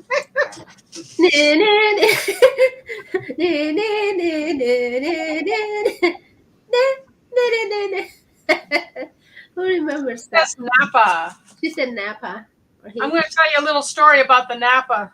Mm. One of the possums that I rehabbed up here when I first got up here to Georgia, her name was Daisy. And I took Daisy out for a walk in the garden while I started weeding around my cabbage, and I heard behind me, I heard this crunching, crunch, crunch, crunch, crunch. And I turned around, and she was going from Napa cabbage head to cabbage head to cabbage head, peeling. Oh, wow. Peeling the cabbage sides down, and I could hear them crisp. But she wasn't eating the cabbage; she was eating slugs.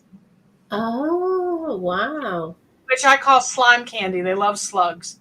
Well, and she'd peel the cabbage leaf, they'd be little slugs, and she'd lick the slugs off and go on.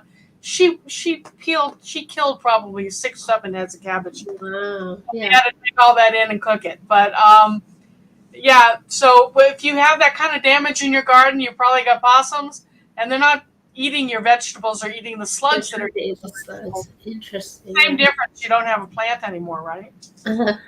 Yeah. Okay, how about gourds?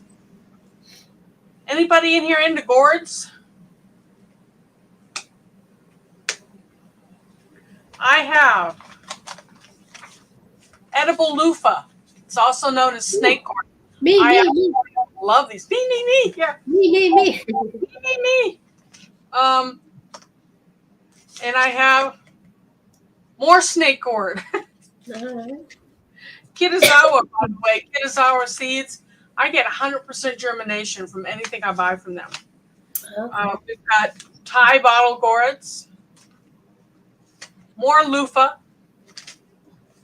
basket gourds. These guys, Addie, you know the big gourds I have on my back porch? That's these. Okay. Oh, I would like one of those. Yeah. Yeah. Well, if you put them on a trellis, they'll knock you in the head when you're running them.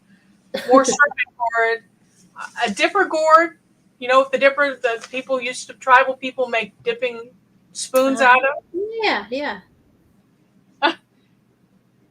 He says his mom is loofah. Okay. And a caveman club gourd. So if you want gourd, I'll give 2 sets of gourds away. Okay. So type gourd in. Let's see, it's 9:43. So 9:45. I'll stop the wheel. So type in loofah if you want loofah. I mean gourd, GOURD. And I'll give 2 different types away. Okay, so you'll be able to choose between edible or functional. All right. Does that sound fair? Yeah, definitely. I would like the loofah and the other one, the big one that you have. I would try that and see. So it's not fair. She comes over and she'll back me in the corner. Like, you will give me seeds. She did with burdock. Let everyone know what happened. You kept wanting some burdock, and I gave you burdock. And what happened? And you warned us that be careful. But it's interesting because we did put it on a big like a big bucket that we had. But what happened is it flowered, and then I put it away. But when I was moving the flower, the seed, it kind of went all over our mulch, and now we have it everywhere. We have it all everywhere. It's just growing nonstop. Yeah, burdock root. Once you've got it, you've got it. Yep. And the seeds are viable, y'all, for 80 years. Isn't it? Yeah. Isn't that so that you can produce seed and then go all over your yard and sit there and sleep. And then one spring it'll wake up and you've got these leaves that are like this big. Yeah. So don't let it flower, because you got trouble. Definitely. So be careful what you ask for, right? Yeah. Definitely. Only 2 gourds? Only 2 people want gourds? I tell you, the edible loofah gourd is just like zucchini. Is it But really? it's like 3 feet long. And if you get tired of eating it, you just let it mature. And then when it dries, you take the skin off and the seeds out, and you can take a shower with it and scrub pots and pans. Yeah. Yeah, I never grew that, so I definitely. Yeah, but you gotta be careful with burdock. Yeah, it grows everywhere. It's everywhere now. It's so good for you, the burdock root. Uh-huh. Just 2 gourds? All right. So you know what? I'm going to give gourds to both of them. Danny.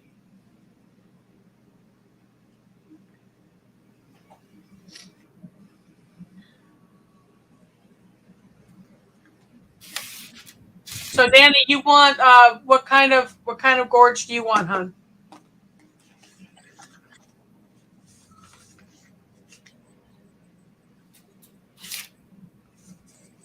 What's good for getting rid of moles? One of those thumping things you put in the ground that thumps or causes noise, or you can on Amazon you can get this solar powered sound emitter that you don't hear, but the rodents hear. They don't like that.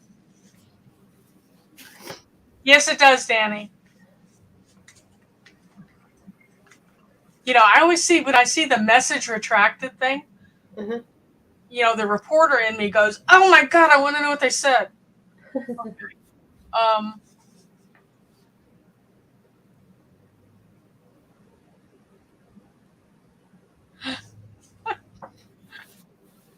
okay.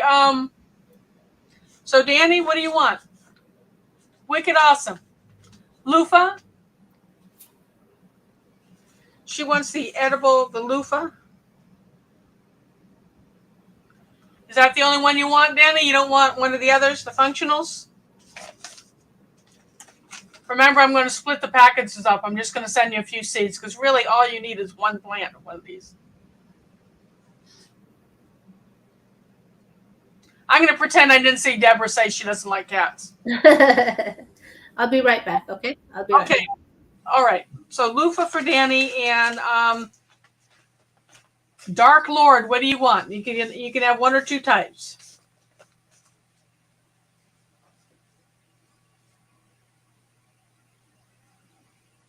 Yeah, Danny, when you go to plant this, if you can get a cattle panel trellis up, go ahead and start your seed early. So by the time frost has passed, you've got like little plantlets, and take them out and plant them near maybe a cattle panel arch, and it'll go over the whole arch. I mean, I've had them go 25 feet long, okay?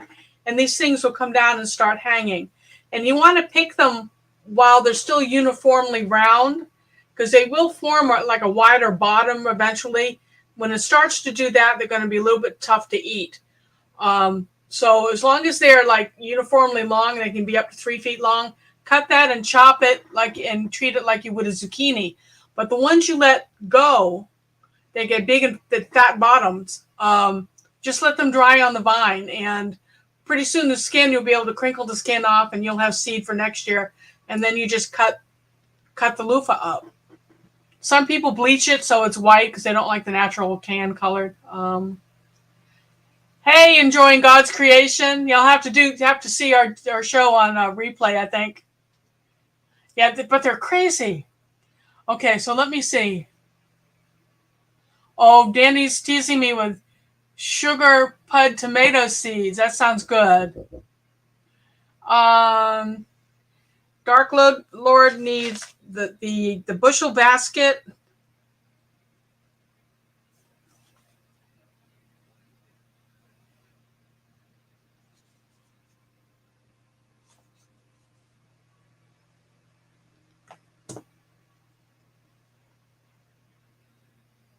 Eleanor, yeah, I started out as a print journalist. I was first hired by the New York Times Group. I did my internship in Washington, D.C., covering Middle Eastern issues. And I've got a master's in Islamic studies and speak enough Arabic to get into trouble. Then I went back to Florida where my husband was, and I worked for the Chicago Tribune Group with the Sun Sentinel. Sun Sentinel. I've worked with the Miami Herald. I was a bureau chief for a series of papers that the Tribune Company bought. And I ended my career as a producer at CBS News in Miami. So I've done broadcast as well as print media. And for a while, I was news director at a conservative news talk radio station in North Florida. So are you a journalist?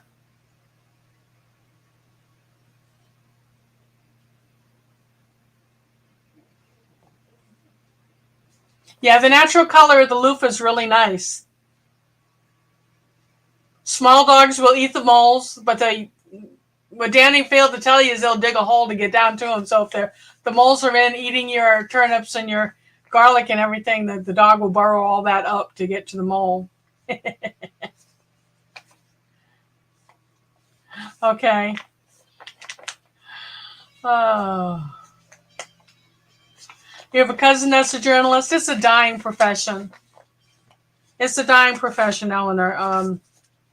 I've been approached by a couple of community colleges and the University of Florida at one time, asked me to come teach. And I can't, with a clear mind or clear conscience, encourage people to go into a field that the ethics are less than, or let's just say they're not what they used to be. It's not journalism as far as I'm concerned anymore. Very few people do real journalism anymore.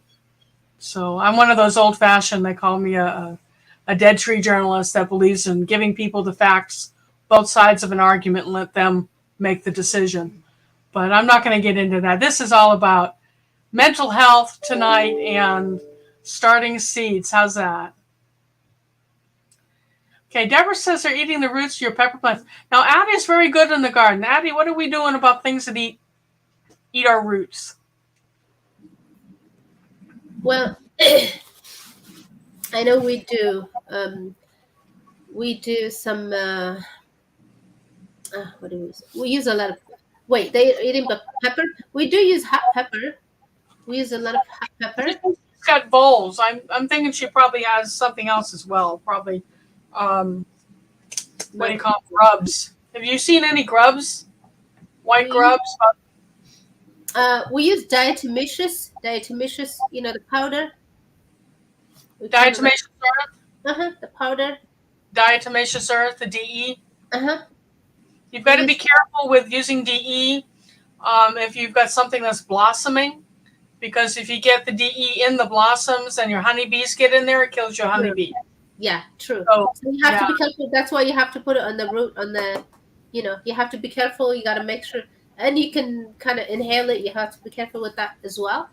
So you have to put it on the kind of like by the roots. So that way they're not climbing, right? They're kind of getting it. Yeah, the grubs, my possums also like the grubs. They think those are yummy. In some parts of the world, they eat grubs and termites. Eleanor, Addie, there's a guy. His channel is Hands in the Dirt, and he's hilarious. On Wednesday evenings, he holds a Wind Down Wednesday, WINE, Wind Down, and you go with your favorite drink, and of course mine is my healthiest drink is my soda. And I go in and we toast people with your pinky finger up. And Eleanor's used to seeing me misbehaving, so this is the first time she's seen me kind of serious. So welcome to seeing both sides of me, Eleanor. I hope you come back. Hands in the dirt. Oh, that's awesome. That's pretty cool. Enjoying God's creation says you mix DE in your soil. Since I learned it hurts honeybees and my husband keeps honeybees, I've stopped using DE. I do use it on my chickens to help with the problem. Yeah, we use it, but we don't mix it with. Actually, we don't mix it. I guess you could do that, but we usually we have this. Even like you could use this, I guess. What about neem? Something like neem oil. Like this is neem oil. You could use neem oil, but usually neem oil we put in water and then we kind of spray it because it's okay to spray that. But even if you have, the diatomaceous, you got to make sure it doesn't go everywhere. So I usually like cut this hole bigger and then kind of put it around like a circle around the root or around in the bottom and the root, so that way any bees or any butterflies are not getting it. Right. Yeah, dust it. But our babies, so I guess we're related through, not through marriage, but through bee sharing. Yes. Yes. Enjoying God's creation. Don't dust with your DE. If your plant is blooming, you don't want to dust with DE on a blooming plant because it'll kill your pollinators. Seems that once they get into the real. Oh no, Dark Lord is going to scare Eleanor. I'm not going to complain about my career. I had a wonderful career. I mean, in what other profession can you be interviewing a homeless person in the morning and telling their story and how they got where they are, and then in the afternoon be interviewing a head of state? And it's kind of a power rush to have governors and people high up in the halls of power in DC actually call you back. It's interesting. But the thing I enjoyed most is when I was covering culture, and religion, getting to know people from all over the world. I love people and learning about traditions and foods and music. And the politics, you can take that and you put it where the sun doesn't shine. But right, Addie? Definitely, yes. Suck. Yeah. So, any other questions? And we've only got 3 people getting seats tonight. I like to give away more than that, but maybe next time we meet. I'm going to be doing live broadcasts. I'm going to call them Thankful Thursdays on the first and third Thursday of every month. And at the end of the broadcast, I'll do seed giveaway or give away something. 8 o'clock Eastern Standard Time. Join us live. I might do some giveaways pop up in the middle of the month, more toward planting time for everyone. But if you have anything you want us to do videos on, make a suggestion. Make sure you hit the thumbs up for me. Make sure you subscribe and hit that bell. If you want some help and some counseling, Addie's your girl. And I want to thank everyone for tuning in tonight. Yes, thank you, everybody. We had a good discussion. Thank you. I think it was a good broadcast. It was a good broadcast. Thank everyone for their time. All right. Addie, I'll hit you up on Facebook. How's that? All right. All right. Now I got to figure out how to get out of here. Let's see. StreamYard. End broadcast. Okay. Bye, everybody. Bye.